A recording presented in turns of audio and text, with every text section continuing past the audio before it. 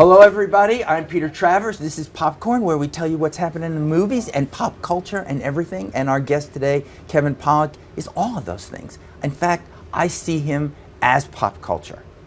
So, Kevin Pollak, welcome to the show. Thank you very much. Get to this. You've done a book. Look at that. You know, in addition to the acting and to the producing and to doing the stand-up comedy, the chat show, the whole deal is there. You have had time to sit down and compose How I Slept My Way to the Middle, Secrets and Stories from Stage, Screen, and the Interwebs. Already, nicely done. That's like so much. It's too much. But what was that moment? I want to know that moment in your life where you said, you know what? I'm going to write this book. I'm going to do it. It wasn't my idea. I was approached by a literary agent who saw my stand-up act, which consists of a lot of these stories and anecdotes. It does? Yeah. And said, this is a book. You should write a book. And I said, you should stop talking. This is a horrible idea.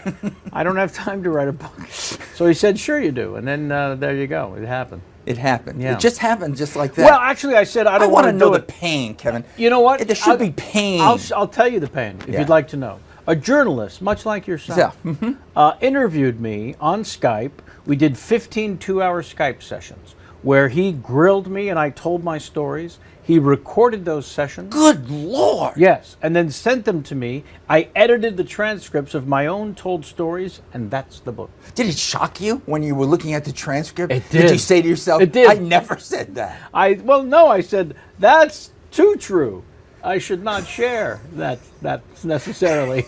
Yeah. It's too true. So you had like when Walter Matthau first met Sophia Loren on the set of Grumpier Old Men. And you were there. And they hadn't met before that moment. I couldn't believe it.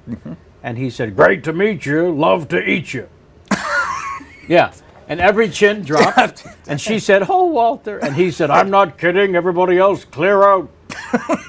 When that happens, you got to put it in a book. It has to. So, did you always rush home after these incidents that were happening and write it follow down? You around? Dear diary. Yes, dear. You won't believe what happened to me today. Well, in this case, thankfully, this wonderful journalist, Alan Goldshear, an author himself, was able to force these stories out of me by, really doing his homework. And during these Skype sessions, did a great job of interviewing me. So that's how it happened. Well, it had to be a great job of you doing this as well. Well, you know how you guys do when you drag these things out of us. We don't want to necessarily. We do, because you say, though, I mean, it's secrets and stories. I mean, that's clever. Yeah. Well, sure. I go after a few people. I don't suffer fools. So if you were a bad person when I worked with you, I call you out. You'll just take me right down. Yeah. In the next book. It happens. Would just be in there. Yeah. What an it comes. That's exactly right. It's in there, and it happens. Yeah. Wow, I get that sometimes being a critic. People get angry, and you just have to. I think I do tell the story of when The Usual Suspects debuted at the Cannes Film Festival, and that was the first place anyone had seen it. So no one really knew anything about it. There wasn't any marketable superstars in the film, certainly, and Roger Ebert was in line in front of me at a little buffet table there at an after party. Earlier in the day, he had given it a thumbs down. Oh, yeah. Impossible. The Usual Suspects.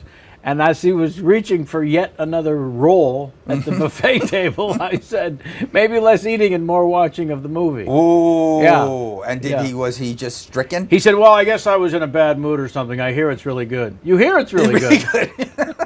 You should actually see it. Yeah, you should see it again. Yeah. I thought that was the kind. I remember seeing that for the first time, where you just go like, "Whoa, what the hell just happened?" Yeah, this is something else. That whole lineup thing. So I tell a lot of stories in the book. For example, the behind-the-scenes stuff in the making of that film that a lot of people don't know and wouldn't know unless they were there. Like the poster, the 5 suspects at the police lineup. That scene in the film, that iconic scene, it was a series of outtakes where we're laughing and goofing off. We couldn't get through this otherwise serious written scene without laughing. And the director, Brian Singer, at lunch came to We the Suspects and said, you guys are killing me. I got nothing. I can't use a frame of this. You got to stop screwing around. Well, that was like telling 5-year-olds to not laugh at the funeral. We went back the second half of the day and completely screwed that up too. And then he, in editing, that's what movie saved making. The whole film. Saved it in the editing room somehow. Absolutely. I mean, you talk about it, but I mean, is it true that Benicio del Toro is just farting up a storm? He did. He passed away in 7 takes in a row, which is a talent because you have to pace yourself. You know, I think you would. I mean, Yeah. maybe 2. Yeah, why? Yeah, Yeah. I can't manage. 7. Wow. Very impressive. And Wow. nobody knew who this kid was. I don't know why you were laughing. You should have been awestruck. Yeah. Well, we were awestruck by 5, 6, and 7. The first 4 we just laughed. Just laughing, and that's what he uses Yeah. in there to do that.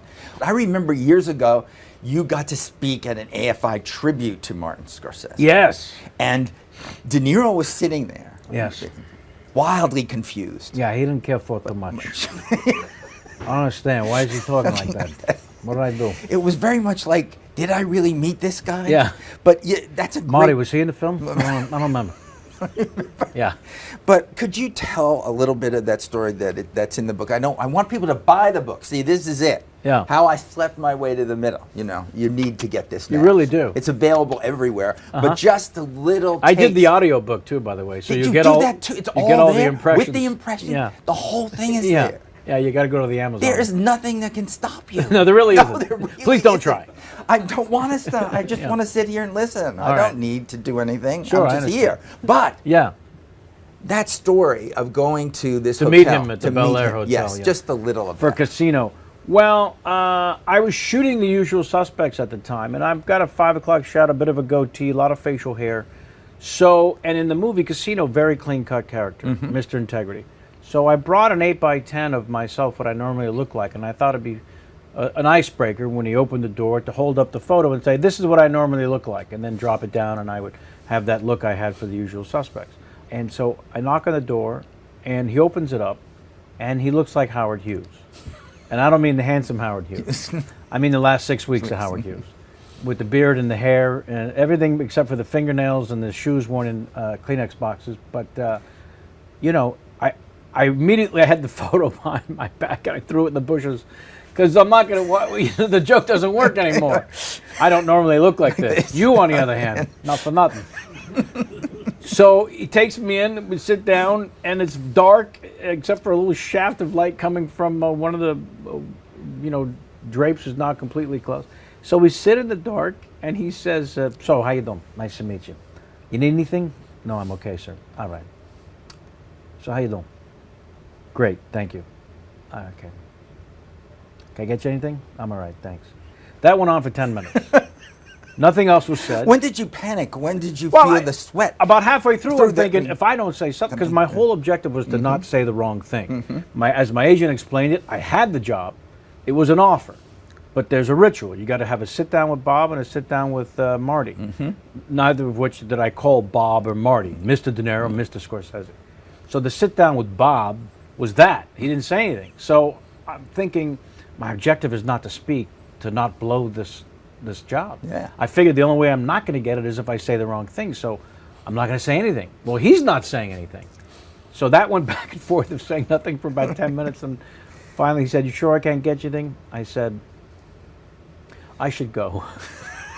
You could have asked for a Kahlua surprise or something. Oh, you know, if that only. was it. If only Yeah. just something, because then he'd say, I can't I help have you. a clue of surprise. That's all right.